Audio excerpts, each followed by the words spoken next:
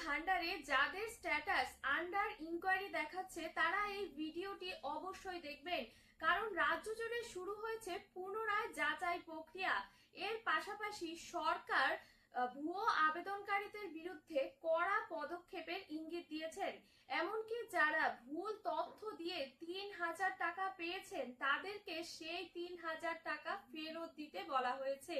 এমনকি সরকার জানিয়েছে যারা ভুল তথ্য দিয়ে আবেদন করেছেন তাদের বিরুদ্ধে কি কড়া ব্যবস্থা নেওয়া হবে। সবকিছু আজকের এই ভিডিওতে বিস্তারিতভাবে আলোচনা করব, তাই ভিডিওটি অবশ্যই শেষ পর্যন্ত দেখবেন। প্রথমেই আন্ডার ইনকোয়ারি নিয়ে বলি যে আপনার আবেদনের স্ট্যাটাসে আন্ডার ইনকোয়ারি দেখানোর অর্থ কি। এর মানে হলো যে আপনার আবেদনটি পুনরায় আবার যাচাই করা হবে। এর কারণ হচ্ছে কর্মকর্তাদের কাজ কি, যে ব্লক অফিস, পৌরসভা বা সংশ্লিষ্ট প্রশাসনিক কর্তৃপক্ষ আপনার যোগ্যতা সরকারি রেকর্ডের সাথে পুনরায় আবার মিলিয়ে দেখবেন।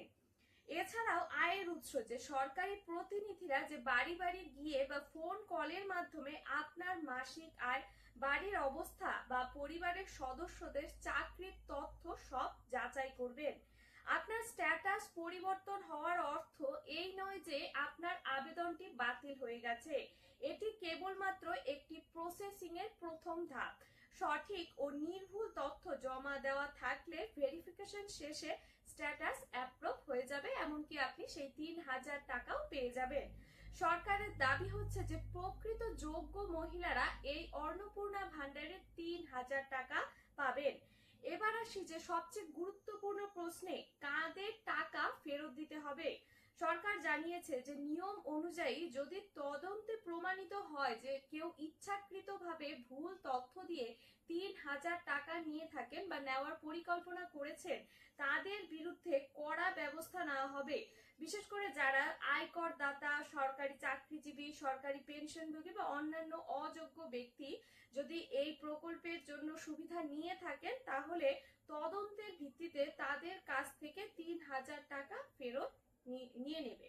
এবার আসি যে ভুয়ো আবেদনকারীদের বিষয়ে কি বলেছে, যে নতুন করে অন্নপূর্ণা ভান্ডারের যাচাই আরো কঠোর করা হয়েছে। যদি তদন্তে জাল নথি ব্যবহার, অন্যের পরিচয় আবেদন করা বা প্রতারণার মাধ্যমে সুবিধা নেওয়ার প্রমাণ পাওয়া যায়, তাহলে প্রচলিত আইন অনুযায়ী জরিমানা, মামলা, এমনকি আদালতের নির্দেশ অনুযায়ী অন্যান্য আরো আইনি ব্যবস্থা নেওয়া হতে পারে। অন্যদিকে যাদের আবেদনে শুধুমাত্র বানান ভুল বা আধার বা ব্যাংকের তথ্যের অসঙ্গতি কিংবা প্রযুক্তিগত ত্রুটি রয়েছে, তাদের জন্য ভবিষ্যতে একটি এডিট অপশন চালুর সম্ভাবনার কথাও আলোচনা হচ্ছে।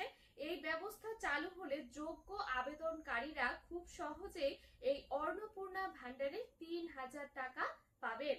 সবশেষে একটি গুরুত্বপূর্ণ পরামর্শ, যদি আপনার আবেদনটি এখনো আন্ডার ইনকোয়ারি দেখায় তাহলে আতঙ্কিত হবেন না।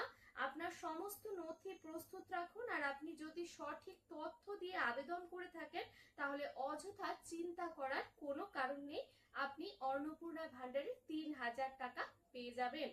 এই ছিল অন্নপূর্ণা ভান্ডারের আজকের বড় আপডেট। নতুন কোনো সরকারি আপডেট বা অফিসিয়াল আপডেট এলে আমি আপনাদের এই চ্যানেলের মাধ্যমে সবকিছু জানিয়ে দেব। আর ভিডিওটি যদি আপনাদের ভালো লেগে থাকে তাহলে অবশ্যই লাইক, কমেন্ট এবং শেয়ার করবেন, এবং চ্যানেলটিতে নতুন হয়ে থাকলে অবশ্যই সাবস্ক্রাইব করবেন। ধন্যবাদ।